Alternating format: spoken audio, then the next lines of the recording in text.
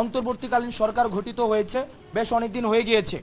আজকে আহতদের যে আমরা সারা ঢাকাতে আমরা যে চিত্র দেখেছি এবং বাংলাদেশের বিভিন্ন জায়গা থেকে যে চিত্রের খবর পেয়েছি, এতদিন পর্যন্ত আহতদের আন্তর্জাতিক মানের সেবা নিশ্চিত করতে না পারা এবং তাদের জন্য পূর্ণাঙ্গ একটি তালিকা করতে না পারাকে আমি এই অন্তর্বর্তীকালীন সরকারের প্রথম ব্যর্থতা হিসেবে চিহ্নিত করতে চাই।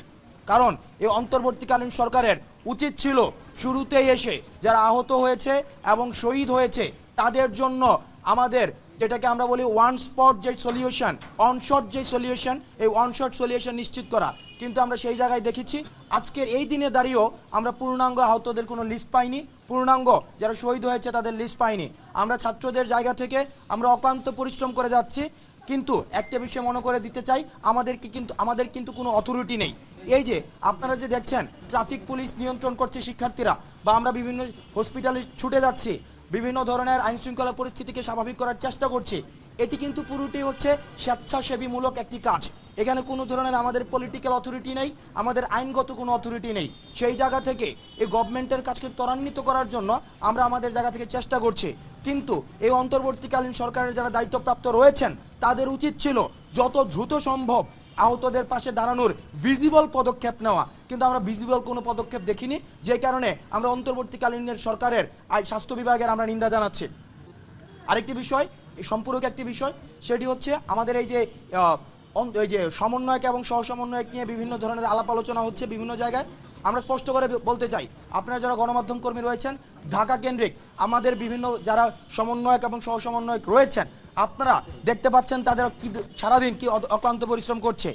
আপনারা যদি দেখেন কেউ সমন্বয়ক এবং সহসমন্বয়ক নামে বিশেষ কোনো সুযোগ সুবিধা কোথাও চাচ্ছে, আপনাদের সাথে বিশেষ কোনো সম্পর্ক তৈরি করার চেষ্টা করছে, বা সরকারের কোনো প্রশাসনে গিয়ে বিশেষ কোনো সুযোগ সুবিধা চাচ্ছে, আপনারা তাদের আইনের হাতে সোপর্দ করুন।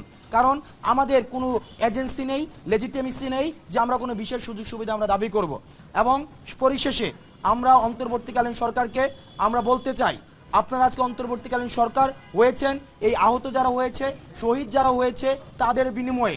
সুতরাং অন্যান্য পলিসি রিফরমেশনের আগে, অন্যান্য পলিসি অ্যাডপশনের আগে আপনাদের প্রথম এবং প্রধান কাজ হচ্ছে তাদের বিষয়টি দ্রুততম সময়ের মধ্যে আপনার সমাধান করা এবং আহত পরিবারদের পাশে দাঁড়ানো। কারণ আমরা দেখেছি একমাত্র উপার্জনক্ষম ব্যক্তি উনি আহত হয়ে পড়ে আছেন বা নিহত হয়েছেন। সুতরাং আমরা আর অ্যাসপাইরেশনাল স্পিচ শুনতে চাই না, বড় বড় গল্প শুনতে চাই না, এটা করে ফেলবো সেটা করে ফেলবো শুনতে চাই না, ব্লেমিং টেগিমের গেম আমরা শুনতে চাই না, দোষ এর ঘাড়ে ওর ঘাড়ে চাপানো, আওয়ামী জামাত বিএনপি ফেসিবাদের উপরে দোষ চাপানোর যে ব্লেমিং টেগিংয়ের যে বিষয়টি, সেটি আর আমরা শুনতে চাই না। আমরা দৃশ্যমান পদক্ষেপ দেখতে চাই।